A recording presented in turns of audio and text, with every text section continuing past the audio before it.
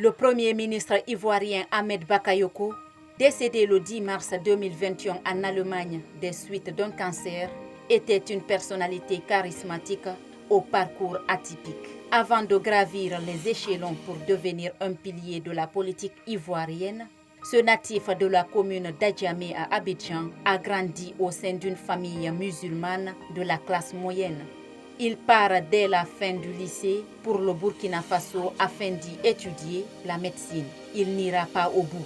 Après 2 ans, il décide de se consacrer au journalisme dont il fera plus tard sa profession. À son retour à Abidjan, il commence à militer au sein du mouvement des étudiants et élèves de Côte d'Ivoire, un syndicat proche du parti au pouvoir d'alors, le PDCI-RDA. Sa rencontre avec Alassane Ouattara au début des années 2000 lui permettra de se tailler une carrure d'homme politique.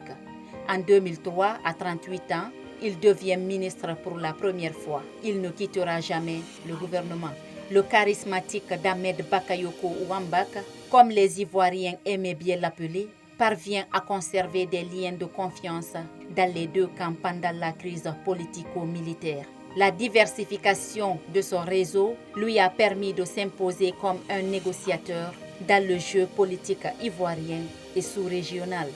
Nommé le 30 juillet 2020 en qualité de Premier ministre, chef de gouvernement, ministre de la Défense, il aura été à la tâche sur différents fronts, notamment sur celui du dialogue politique et de la cohésion sociale.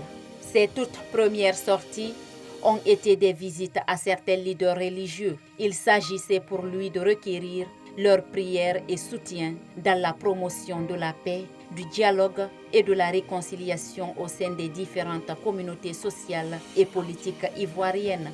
Ahmed Bakayoko rencontrera par la suite les responsables des partis politiques et de la société civile. À la veille de l'élection présidentielle d'octobre 2020, il ira à la rencontre des populations de Bonoua, d'Aoukro, d'Ivo et Gagnoa, des zones qui avaient connu des mouvements de violence et des conflits d'interethniques. Grâce à sa sincérité, il réussit à ramener l'opposition à la table des négociations et surtout à amener celle-ci à participer aux législatives du 6 mars dernier sans heurts.